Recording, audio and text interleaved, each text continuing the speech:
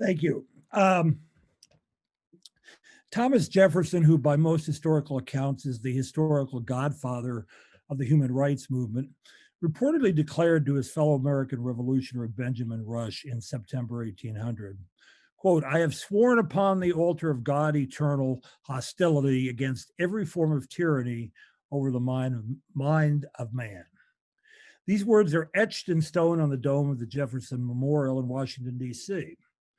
And they serve as a foundational sentiment behind not only the First Amendment and the Bill of Rights of the U.S. Constitution, which Jefferson authored, but also the French Revolution's declarations of the rights of man and the citizen in 1789. It should be noted that Jefferson tutored the Marquis de Lafayette, who assisted the American Revolution in defeating the British and who drafted the original working document for the founding of the new French Republic as well. Jefferson, who has come under much scrutiny and criticism in recent years because of his failure to apply his own principles of his lifetime to enslaved African Americans, cannot be slighted when it comes to modern efforts to guarantee freedom of religion, which is now enshrined as a universal right of all peoples by the United Nations.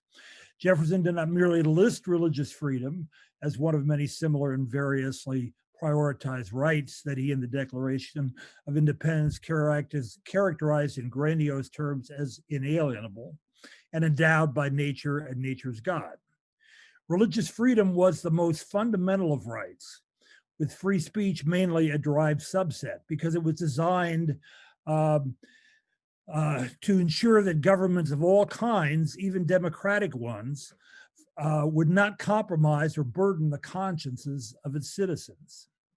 Conscience, or what the Stoics philosophers termed synderesis, was always considered in the Western intellectual tradition to be the spark of moral consciousness that was the baseline condition for living in any kind of political community.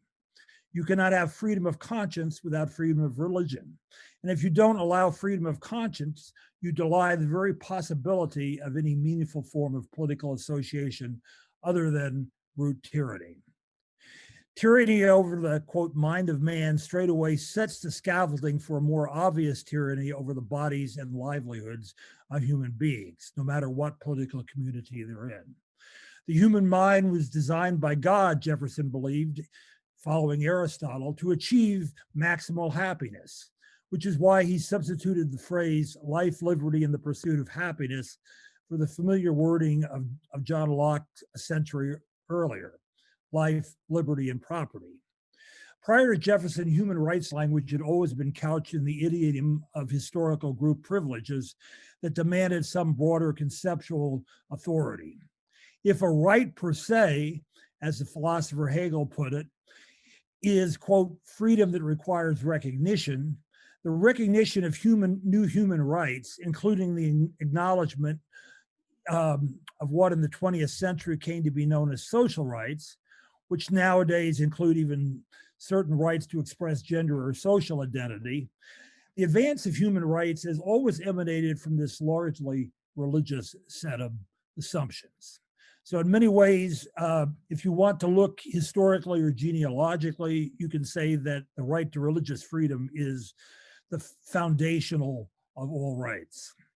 It is no secret that the theory of natural rights, on which most modern arguments about political rights are constructed, themselves trace their ancestry to certain taken for granted truths that are integral to what theologians have called ethical monotheism, that includes the major monotheistic traditions of the Levant, Judaism, Christianity, Islam, and we might even add ancient Zoroastrianism.